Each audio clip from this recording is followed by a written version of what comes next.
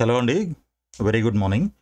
So, ఈరోజు మనకి నీట్‌కి సంబంధించినటువంటి అప్డేట్స్ ఏమున్నాయనేది ఈ వీడియోలో క్లియర్‌గా తెలుసుకునే ప్రయత్నం చేద్దాము. సో, ఇప్పటివరకు మీరు ఛానెల్‌ని సబ్స్క్రైబ్ చేయనట్లయితే దయచేసి సబ్స్క్రైబ్ చేసి ఫాలో చేస్తూ ఉండండి. సో, ముందుగా మనం ఆల్ ఇండియా కోటా గురించి ఒకసారి వెరిఫై చేసి చూద్దాము. సో, ఇక్కడ మనకి already second round counselling allotments ఇచ్చారు. బట్ దానికి సంబంధించి దాన్ని అలాట్‌మెంట్స్‌ని హోల్డ్‌లో పెట్టి మళ్ళీ ఫైనల్ రివైజ్డ్ అలాట్మెంట్ ఇస్తామని చెప్పేసి ఒక నోటీస్ అయితే పెట్టారు. బట్ ఇంతవరకు అయితే మరి దాని గురించి ఎటువంటి అలాట్మెంట్ అప్డేట్ అయితే రాలేదు. సో యాక్చువల్గా ఇది ఏమైందనంటే ఒక government medical college that they have inadvertently submitted twice the number of seats for round 2.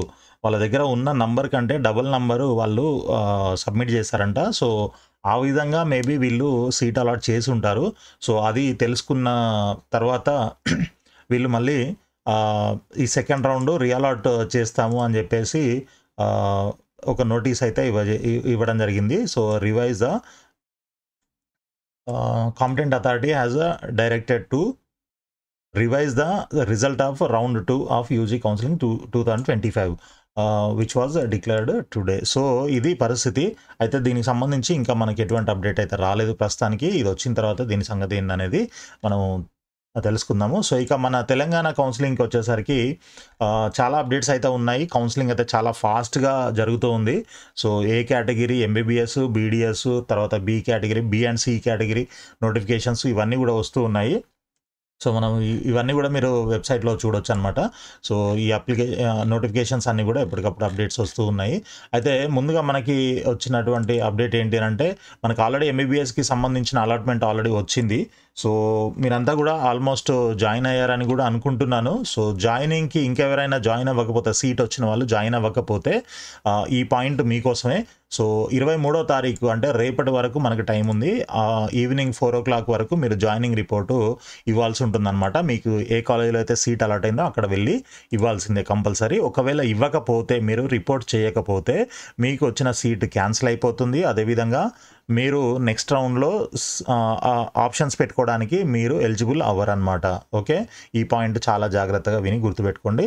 So seat వచ్చిన వాళ్ళకి, ఇక సీట్ రాని వాళ్ళకి ఆప్షన్స్ పెట్టి సీట్ రాలేదు అని అంటే నో ప్రాబ్లం, మళ్ళీ సెకండ్ రౌండ్లో మీరు ఆప్షన్స్ పెట్టుకోవచ్చు. ఇక ఎవరైతే ఫస్ట్ రౌండ్లో అసలు ఆప్షన్సే పెట్టలేదో సో వాళ్ళకి సెకండ్ రౌండ్లో ఆప్షన్స్ పెట్టే అవకాశం అయితే లేదు. అది మనకు నోటిఫికేషన్లో క్లియర్గా వాళ్ళు మెన్షన్ చేసి చూపించారు కదా. సో అది కూడా నేను చాలాసార్లు మీకు స్ట్రెస్ చేసి మరీ చెప్పానమాట. సో ఇది ఏ కేటగిరీ ఎంబీబీఎస్కి సంబంధించింది. అదేవిధంగా బి కేటగిరీ బీడీఎస్, ఏ కేటగిరీ బీడీఎస్కి సంబంధించిన రిజల్ట్ కూడా నిన్న ఈవినింగ్ వచ్చేసింది మనకి. సో చాలా ఫాస్ట్గానైతే ఇస్తున్నారు. దీనికి మనకి ఎప్పటి వరకు టైం ఇచ్చారంటే రిపోర్టింగ్కి మీకు సీట్ అలాట్ అయినట్లయితే, బీడీఎస్ సీట్ అలాట్ అయినట్లయితే దీంట్లో మీకు 25th September ఈవినింగ్ 4 o'clock వరకు మీకు టైం ఇవ్వడం జరిగిందనమాట. అండ్ కమెన్స్మెంట్ ఆఫ్ క్లాసెస్ కూడా ఇక్కడ షెడ్యూల్ చేశారు. 22వ తారీఖు నుంచి క్లాసులు కమెన్స్మెంట్ ఆఫ్ అని ఇచ్చారు. బట్ రిపోర్టింగ్ ఏమో 25 వరకు టైం ఇచ్చారు. క్లాసులు ఏమో 22 నుంచే స్టార్ట్ అవుతాయంట. మరి చూసుకోండి జాగ్రత్తగా, ఇమీడియట్గా వెళ్ళి జాయిన్ అవ్వండి ఎవరికైతే సీట్ అలాట్ అయిందో. ఓకే, సో అయితే దీంట్లో మొత్తం మనకి ఎన్ని సీట్లు ఉన్నాయి ఏంటి అనేది ఒకసారి వెరిఫై చేసి చూసినట్లయితే సీట్లకు వచ్చేసరికి ఇది బీడీఎస్ ఏ కేటగిరీకి సంబంధించినటువంటి సీట్ మ్యాట్రిక్స్. దీంట్లో ఉన్నటువంటి టోటల్ సీట్స్ 592 సీట్స్ ఉంటే దాంట్లో మనకి ఫస్ట్ ఫేజ్లో ఫిల్ చేసినవి 485 సీట్స్ ఫిల్ చేశారు. ఇంకా మనకి 107 సీట్లు వేకెంట్ ఉన్నాయన్నమాట. ఈ సీట్లని మళ్ళీ సెకండ్ రౌండ్లో ఫిల్ చేసే అవకాశం ఉంటుంది. అయితే ఇక సెకండ్ రౌండ్లో మరి ఎలాంటి ఛాన్సెస్ ఉంటాయి ఏంటి అని అంటే ఛాన్సెస్ డెఫినెట్గా ఉంటాయి. ఎవరైతే వెయిట్ చేస్తూ ఉన్నారో సీట్ వస్తుందని ఎక్స్పెక్ట్ చేస్తూ, మీ ర్యాంక్కి మీ స్కోర్కి సీట్ వస్తుందని ఎక్స్పెక్ట్ చేస్తున్నారో వాళ్ళంతా కూడా వెయిట్ చేయాలి. ఎందుకనంటే ఇప్పుడు ఎంబీబీఎస్ ఏ కేటగిరీ రిపోర్టింగ్ అయిపోతుంది ఈ రోజుతోని. తర్వాత ఎంబీబీఎస్లో అందరూ అంటే సీట్ వచ్చిన అందరూ దాంట్లో రిపోర్టింగ్ ఇవ్వకపోవచ్చు. ఎందుకనంటే ఇక్కడ చూడండి 681 ర్యాంకు. ఓకే, ఈ క్యాండిడేట్కి కూడా మనకి ఇక్కడ సీట్ రావడం జరిగింది, ఇక్కడ ఉస్మానియా మెడికల్ కాలేజ్లో. సో ఈ క్యాండిడేట్కి ఎయిమ్స్లో కూడా వస్తుంది, వచ్చే ఛాన్స్ ఉంటుంది. కాబట్టి అలాంటి వాళ్ళంతా కూడా అటు వెళ్ళిపోతుంటారు కాబట్టి ఇక్కడ సీట్లు మిగిలిపోతూ ఉంటాయి మేబీ. సో అలాంటి సీట్లు మిగిలిపోయిన తర్వాత సెకండ్ రౌండ్లో ఆల్రెడీ ఇంకా ఫిల్ చేయని 25% సీట్లు, అదేవిధంగా ఇలా రిపోర్టింగ్ చేయని సీట్లు ఏవైతే ఉంటాయో అవన్నీ కూడా సెకండ్ రౌండ్లో ఫిల్ చేసే అవకాశం ఉంటుంది. సెకండ్ రౌండ్లో ఇంకా కొంత ఎక్కువ మందికి సీట్ వస్తుంది కాబట్టి ఆటోమేటిక్గా ఈ వెనకాల ఉన్న వాళ్ళు ముందు జరుగుతూ ఉంటారు. సో బీడిఎస్ కూడా అదేవిధంగా సీట్ వచ్చే అవకాశం ఉంటుందన్నమాట. సో మనం expected ranks, cut off ranks, cut off scores ఏవైతే ఉన్నాయో వాటి ప్రకారంగా మీరు హోప్ అయితే పెట్టుకొని వెయిట్ చేసి చూడాలి. సో సెకండ్ రౌండ్లో ఎలా ఉంటుంది ఏంటి అనేది. డెఫినెట్గా సీటు వస్తుంది అని అనుకున్న వాళ్ళకి వస్తుంది, ఎందుకంటే ఫస్ట్ రౌండ్ చూసి మీరు కన్ఫ్యూజ్ అవ్వద్దు. సో ఇది మనకి బీడిఎస్ ఏ కేటగిరీకి సంబంధించింది అనమాట. తర్వాత మనకి బి అండ్ సి కేటగిరీకి సంబంధించిన నోటిఫికేషన్ కూడా రిలీజ్ చేశారు నిన్ననే. దానికి సంబంధించి నిన్నటి వీడియోలో మీరు ఆల్రెడీ చూసుంటారు. ఎవరైతే బి అండ్ సి కేటగిరీకి అప్లై చేశారో వాళ్ళంతా కూడా వెబ్ ఆప్షన్స్ పెట్టుకోవడానికి నిన్నటి నుంచే మనకి స్టార్ట్ అయిపోయింది. 24th వరకు టైం ఇచ్చారనమాట. ఓకే, మధ్యాహ్నం 2 గంటల వరకు మాత్రమే టైం ఉంది. ఒకవేళ మీకు ఈ బి ఆర్ సి కేటగిరీలో సీట్ వచ్చినట్లయితే మీరు 2 రకాల ఫీజులు కట్టాల్సి ఉంటుంది. ఒకటేమో యూనివర్సిటీ ఫీజు, రెండోదేమో ట్యూషన్ ఫీజు అనమాట. సో యూనివర్సిటీ ఫీజు వచ్చేసి ఎంబీబీఎస్ 40,000. బి కేటగిరీలో సీట్ వస్తే మీకు ఎంబీబీఎస్కి 40,000 కట్టాలి. ఒకవేళ బీడిఎస్ వచ్చినట్లయితే 20,000 కట్టాలి. లేదు సి కేటగిరీలో దాన్నే ఎన్ఆర్ఐ కోటా అంటారు. బి అంటేనేమో మేనేజ్మెంట్ కోటా.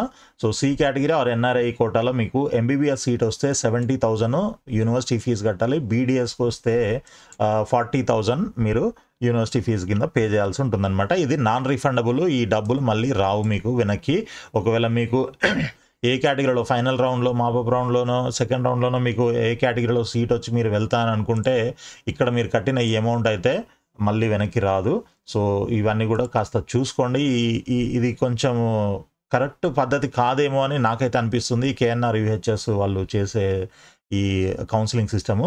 సో ఇక్కడ యూనివర్సిటీ ఫీజు తీసుకుంటున్నారు, ఏ కేటగిరీలో యూనివర్సిటీ ఫీజు తీసుకుంటున్నారు. సరే అక్కడ తక్కువ ఉంది అఫ్ కోర్స్, బట్ ఇక్కడ 12,000 ఏమో కట్టాలి. బట్ ఇక్కడ మాత్రం 40,000, 20,000, 40, 70 ఇలా ఇంత ఫీజులు కట్టించుకొని నాన్ రిఫండబుల్ అని అంటే అది ఎక్కడి నుంచి వస్తాయి? ఊరికి వస్తాయేంటి పేరెంట్స్కి?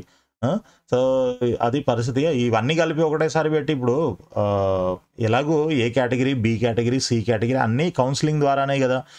వీళ్ళు చేయాల్సిన కౌన్సిలింగే కదా, ఇంకెవరో వేరే వాళ్ళు కూడా చేయాల్సిన అవసరం లేదు కదా. సో అన్నీ కలిపి ఒకేసారి కౌన్సిలింగ్ పెట్టేసి అన్నిటికి కలిపి ఒకే యూనివర్సిటీ ఫీజు ఒకసారి తీసుకుంటే సరిపోతుంది కదా. దాంట్లో ఎవరికి ఏ సీట్ వచ్చింది అనేది ఆటోమేటిక్గా తెలిసిపోతుంది. ఏ కేటగిరీ రాకపోతే బిలో పెట్టుకుంటారు తర్వాత ఆప్షన్. ఓకే, టాప్లో ఏ కేటగిరీలో సీట్ పెట్టుకుంటారు, తర్వాత బి కేటగిరీ పెట్టుకుంటారు, తర్వాత సి పెట్టుకుంటారు. మూడిట్లో ట్రై చేయాలనుకునే వాళ్ళు, లేదు రెండిట్లో చేయాలనుకున్నారు ఏ అండ్ బి పెట్టుకుంటారు. లేదు మేము అంత కట్టలేము అనుకునే వాళ్ళు ఓన్లీ ఏలో పెట్టుకొని వదిలేస్తారు.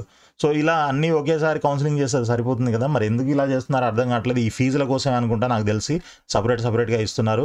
జనాల్ని కన్ఫ్యూజ్ చేసి అనవసరంగా డబ్బులు తీసుకోవడం తప్ప దీంట్లో ఇంకేం లేదు. సో రైట్, నెక్స్ట్ వచ్చేసి ఇప్పుడు అది కూడా కౌన్సిలింగ్ చూడండి. ఏ కేటగిరీ ఫస్ట్ రౌండ్ అయిపోయింది, బి కేటగిరీ మళ్ళీ ఫస్ట్ రౌండ్ స్టార్ట్ చేస్తున్నారు. సో మరి ఏలో మొత్తం సీట్లు ఫిల్ చేశారంటే అది లేదు. దాంట్లో 25% సీట్లు ఉన్నాయి. ప్లస్ దాన్ని సెకండ్ రౌండ్లో ఫిల్ చేస్తారు అని అంటే ఈ లోపల దాంట్లో సీట్ వస్తుందా రాదా అనే టెన్షన్తో వీడు చావాలి ఇక్కడ. బి కేటగిరీకి అప్లై చేసుకుంటే మరి ఇక్కడ బి కేటగిరీ ఫీజు కట్టాలి. ప్లస్ ఒకవేళ బి కేటగిరీలో సీట్ వచ్చింది అనుకోండి, ఈ అమౌంట్ అయితే కట్టాలి కదా. ఈ 40,000 కట్టాలి. ఒకవేళ ఎంబీబీఎస్ వస్తే ఈ 40,000 మళ్ళీ రావు.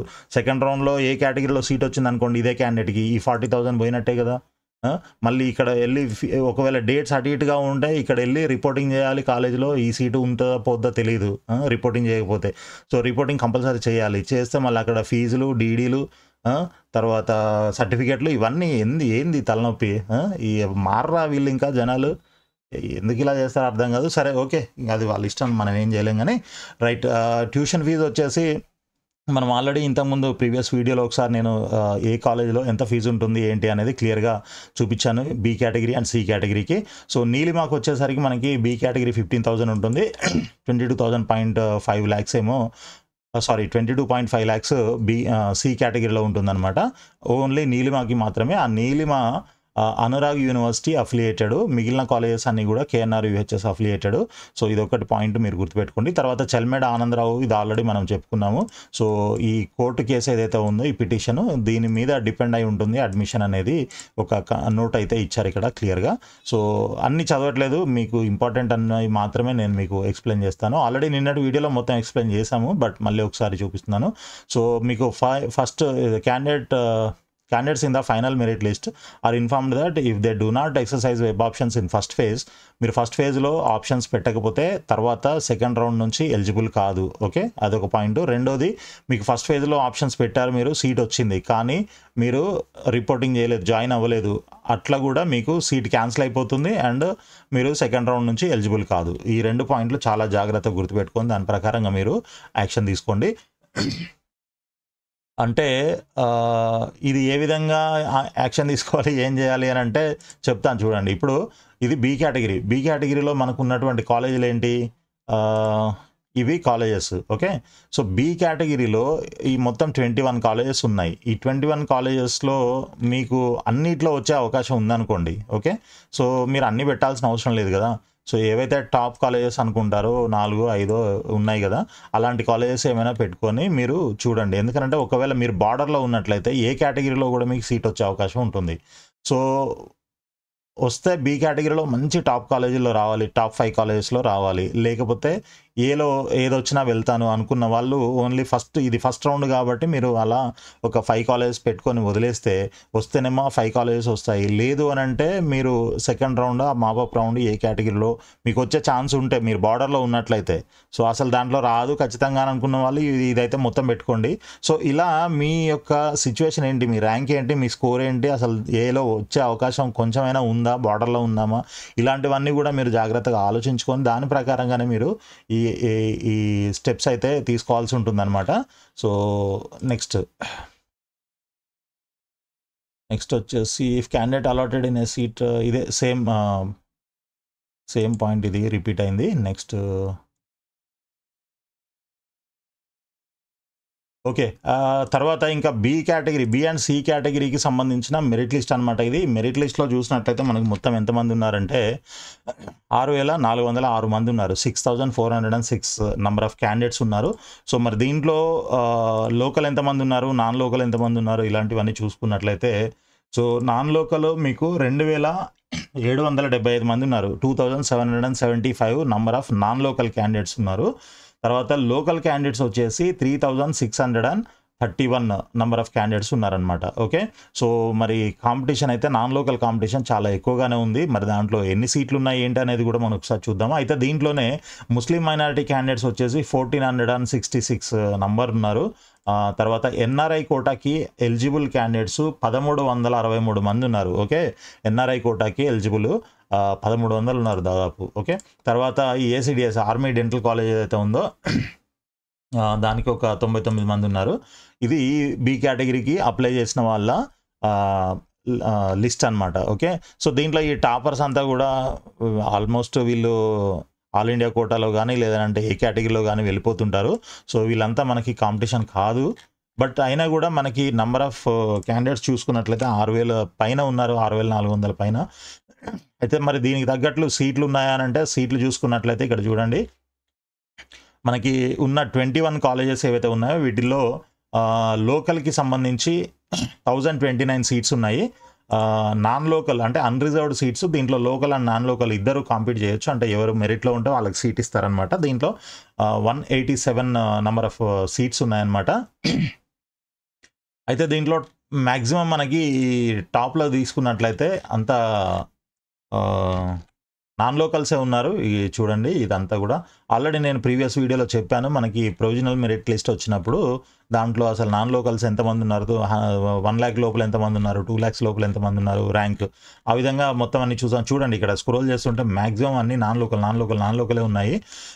సో ఈ నాన్ లోకల్ క్యాండిడేట్స్ సరే ఎంతమంది ఉన్నా కూడా మనకు కొంచెం నష్టం అయితే ఉంటుంది. నష్టం ఉండట్లేదని అంటే తెలంగాణ స్టూడెంట్స్కి నష్టం ఉండదని చెప్పట్లేదు. ఎందుకంటే ఈ 187 సీట్స్ ఏవైతే ఉన్నాయో ఇవన్నీ కూడా నాన్ లోకల్స్కి వెళ్ళిపోయినట్లయితే ఇంకా మనకి దాంట్లో ఏం రావు. ఈ 1,029 మాత్రమే మనకి మిగులుతాయి.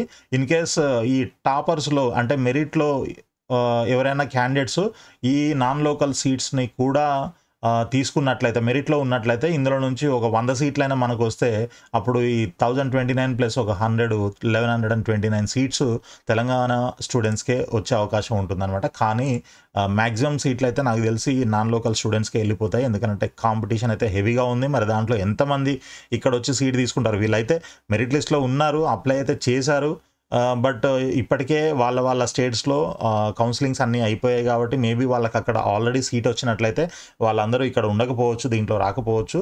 బట్ చూద్దాము మనకి సీట్ అలాట్మెంట్ వచ్చిన తర్వాత అసలు ఎంతమందికి బయట వాళ్ళకి ఎంతమందికి దీంట్లో సీట్లు వచ్చాయి ఏంటి అనేది. సో ఇక మనకి సి కేటగిరీ తీసుకున్నట్లయితే ఈ 21 కాలేజెస్లో 534 సీట్స్ ఉన్నాయి. ఇది ఎన్ఆర్ఐ కోటా అంటారు. సో ఈ ఎన్ఆర్ఐ కోటాలో మీకు సీటు ఫీజు తెలుసు కదా, కొన్ని కాలేజెస్లో బి కేటగిరీ ఫీజు 1155 ఉంది, కొన్నిట్లో 12 lakhs, 12.5, 13 ఇలా ఉంటుంది. సో దానికి డబల్ ఈ సి కేటగిరీ ఫీజు ఉంటుందన్నమాట. మీకు దీంట్లో ఎంత ర్యాంక్ ఉన్నా కూడా కాలేజీని బట్టి మీకు కొన్ని కాలేజీల్లో సీట్ వచ్చే అవకాశం అయితే ఉంటుంది, C category eligible, NRI quota eligible ఉన్నట్టయితే. సో దాంట్లో మీకు ఏమైనా ఒకవేళ తక్కువ ఫీజులో కావాలి అని అనుకుంటే కింద నంబర్కి మీరు వాట్సాప్లో మెసేజ్ పెట్టండి. సో మీకు ఏమైనా గైడెన్స్ ఇవ్వడానికి ప్రయత్నం చేస్తాము. సో నెక్స్ట్ వచ్చేసి మనకి మైనారిటీ కాలేజెస్, ఇవి 4 మైనారిటీ కాలేజెస్ ఉన్నాయి. దీంట్లో లోకల్కి వచ్చేసి బి కేటగిరీలో 114 సీట్స్ 114 ఉన్నాయి. తర్వాత అన్రిజర్వ్డ్లో 22 సీట్స్, ఇంకా ఎన్ఆర్ఐ కోటాలో 84 సీట్స్ అనమాట. ఇక దాని తర్వాత మనకి వచ్చేసి నీలిమలో 38 లోకల్ ఉన్నాయి, అన్రిజర్వ్డ్ 90 ఉన్నాయి, ఎన్ఆర్ఐ 22 ఉన్నాయి అనమాట. ఇవన్నీ కూడా మనం టోటల్ చేసి చూసినట్లయితే లోకల్లో 1181 సీట్స్ ఉన్నాయి. తర్వాత అన్రిజర్వ్డ్ సీట్స్ 299 ఉన్నాయి. ఇంకా సి కేటగిరీ తీసుకున్నట్లయితే నాన్ మైనారిటీ అండ్ ఈ నీలిమ మొత్తం కలిపి 640 సీట్స్ ఉన్నాయి. సో మొత్తంగా మనకి వచ్చేసి 2120 సీట్స్ అనమాట. ఈ బి అండ్ సి కేటగిరీస్లో కలిపి 2120 సీట్లు ఉన్నాయి. సో నంబర్ ఆఫ్ క్యాండిడేట్స్ ఎంతమంది అప్లై చేశారు? 6406 మంది సీట్కి, అంటే దీనికి అప్లై చేయడం జరిగిందనమాట, రిజిస్టర్ చేసుకోవడం. సో ఇది మనకి ఇప్పటి వరకు ఉన్నటువంటి అప్డేట్స్ అనమాట. దీని ప్రకారంగా మీరు ఆప్షన్స్ ఎలా పెట్టుకోవాలి అని అంటే, ముందు ఎవరైనా ఎంబీబీఎస్ఏ పెట్టుకుంటారు. సో ఎంబీబీఎస్కి సంబంధించి మనకి 21 కాలేజీలు ఉన్నాయి. వీటి తర్వాత బీడీఎస్ కాలేజీలు ఏవైతే ఉంటాయో వాటిని పెట్టుకోండి. అండ్ ఈ 21 తర్వాత మీరు ఒకవేళ మీరు ఇంట్రెస్ట్ ఉంటే ఈ మైనారిటీ కాలేజెస్ కూడా మీరు యాడ్ చేసుకోవచ్చు. ఇన్ కేస్ మైనారిటీ స్టూడెంట్స్ అందుబాటులో లేకపోతే, అవైలబుల్ లేకపోతే, అందులో ఏమైనా సీట్లు మిగిలితే అవి వేరే వాళ్ళకి కూడా ఇచ్చే అవకాశం అయితే ఉంటుందన్నమాట. సో దాని తర్వాత ఇంకా మనకి నీలిమ కూడా మీరు చూడండి. ఇక నీలిమాలో అయితే మీకు 15 lakhs per annum ఉంటుంది. This is affiliated to Anurag university. కాబట్టి ఇది ఆలోచించి మీరు ఆప్షన్స్ పెట్టుకోవాలా, తర్వాత పెట్టాలా అనేది చూసుకోండి. దీని తర్వాత మీరు బీడీఎస్ స్టార్ట్ చేస్తారు. బీడీఎస్లో ఉన్నవి మనకి 11 కాలేజీలు. ఆ 11లో మీకు 11 కావాలంటే మీరు 11 పెట్టుకోవచ్చు. లేదు ఒక టాప్ 3-4 కాలేజెస్ కావాలంటే 3-4 కాలేజెస్ కూడా మీరు పెట్టుకునే అవకాశం ఉంటుంది. సో ఫైనల్గా మనకి అసలు ఈ షెడ్యూల్ ఎలా ఉందనేది చూసుకున్నట్లయితే, ఏ కేటగిరీ ఎంబీబీఎస్ రిపోర్టింగ్కి లాస్ట్ డేటు 23వ తారీఖు సెప్టెంబర్ 23 ఈవినింగ్ 4 o'clock వరకు టైం ఇచ్చారనమాట. తర్వాత ఏ కేటగిరీ బీడీఎస్ రిపోర్టింగ్కి, బీడీఎస్లో సీట్ ఎవరికైతే వచ్చిందో ఏ కేటగిరీలో వాళ్ళు రిపోర్టింగ్ చేయడానికి 25th సెప్టెంబర్ ఈవినింగ్ 4 o'clock వరకు టైం ఇవ్వడం జరిగిందనమాట. తర్వాత బి అండ్ సి కేటగిరీకి వెబ్ ఆప్షన్స్ మీరు ఎప్పటి వరకు పెట్టొచ్చానంటే 24వ తారీఖు మధ్యాహ్నం 2 గంటల వరకు పెట్టుకోవచ్చు. అంటే రేపు మధ్యాహ్నం 2 గంటల వరకు అనమాట. సో ఇది మనకి ఇప్పటి వరకు ఉన్న అప్డేట్స్ అండ్ షెడ్యూల్ అనమాట. ఇంకేమైనా డౌట్స్ ఉన్నట్లయితే, ఇప్పుడు మీరు సీట్ వస్తుందా రాదా అని చాలామంది కామెంట్స్ పెడుతున్నారు. సో సీట్ ఎంతవరకు వస్తుంది ఏంటి అనేది మనం ప్రీవియస్ వీడియోస్లో మాట్లాడాము ఆల్రెడీ. బట్ ఇప్పుడు దాకా వచ్చిన తర్వాత మీరు ఒకటి అంటే ఒక్కొక్కరికి చెప్పడం అంత ఈజీ కాదు. మీ డేటా అనాలిసిస్ చేయాల్సి ఉంటుంది. మీ ర్యాంక్ని బట్టి అంటే జస్ట్ లైక్ దట్ వస్తుంది రాదు అని డిసైడ్ చేయలేము. చూడాలి ఎంతమంది క్యాండిడేట్స్ ఉంటారు ఏంటి, ఇవన్నీ కూడా క్యాలిక్యులేట్ చేయాల్సి ఉంటుందన్నమాట. సో దయచేసి అవన్నీ మీరు పక్కన పెట్టేసి మీరు ఏం చేస్తారంటే, మీరు ఆల్రెడీ రిజిస్టర్ చేసుకున్నారు ఏ కేటగిరీ లేదా బి కేటగిరీ కాబట్టి నోటిఫికేషన్ వచ్చింది, మీరు డైరెక్ట్గా ఆప్షన్స్ అయితే పెట్టేసుకోండి. ఆప్షన్స్ పెట్టుకుంటే దాన్ని బట్టి మీకు సీటు వస్తే అదృష్టం, దాన్ని బట్టి మీరు తర్వాత స్టెప్స్ ఏదైనా ఉంటే ఫర్దర్గా మీరు తీసుకోవచ్చు. అంతేగాని కొంతమంది ఏం చేస్తున్నారంటే, సీటు రాదు అని అనుకొని అప్లై చేయకపోవడమో, లేకపోతే అప్లై చేసినా కూడా ఆప్షన్స్ పెట్టకపోవడమో ఇలాంటి మిస్టేక్స్ చేస్తున్నారనమాట. మొన్న ఒక ఆయన కాల్ చేశారు, ఎవరో ఏదో ఎక్కడో చూసారంట వాళ్ళ ర్యాంక్కి సీట్ రాదా అని. బట్ వాళ్ళు రిజిస్టర్ చేయలేదు. ఇప్పుడు రిజిస్ట్రేషన్ చేసుకోవడానికి ఏమైనా ఆప్షన్ ఉందా అంటే ఇప్పుడేముంది, ఇప్పుడు ఏం లేదు. ఏదో మీరు మన యూనివర్సిటీకి వెళ్ళి ఏదైనా రిక్వెస్ట్ చేసి చూడండి, లేదంటే ఇంకేదైనా ఆప్షన్ ఉంటే వాళ్ళు చెప్తారని చెప్పి సజెషన్ ఇవ్వడం జరిగింది. సో ఇలాంటి మిస్టేక్స్ అయితే చేయకండి. దయచేసి ఆప్షన్స్ అయితే పెట్టండి, ముందు పెట్టిన తర్వాత అది వస్తుందా రాదా అనేది చూద్దాము. వీలున్నంత వరకు మేము కూడా అన్నీ క్యాలిక్యులేట్ చేసి ఏదో డేటా అనాలిసిస్ చేసి చూపించడానికే ప్రయత్నం చేస్తాము. బట్ ఒక్కొక్కరికి చెప్పాలి అని అంటే అది జస్ట్ లైక్ దట్ చెప్పలేమన్నమాట. ఎందుకంటే ఆ ఒక్క చిన్న ఆన్సర్తోనే మీరు డెసిషన్ తీసుకుంటారు. ఆ డెసిషన్ తీసుకోవడం వల్ల అది కొన్నిసార్లు మంచి జరగవచ్చు, కొన్నిసార్లు చెడు కూడా జరగవచ్చు. సో అందుకనే అందరికీ అలా సింగిల్గా నేను ఇవ్వట్లేదు. దయచేసి అర్థం చేసుకోండి. మీరు ప్రొసీజర్ ప్రకారం ఫాలో అవ్వండి. మీ అందరికీ సీట్ రావాలనే నేను కోరుకుంటున్నాను. సో ఆల్ ది బెస్ట్ అండి. Thank you so much for watching the వీడియోని లైక్ చేసి మీ ఫ్రెండ్స్ కూడా షేర్ చేయండి. ఛానల్ని సబ్స్క్రైబ్ చేసి ఫాలో చేస్తూ ఉండండి. థ్యాంక్ యూ అండి.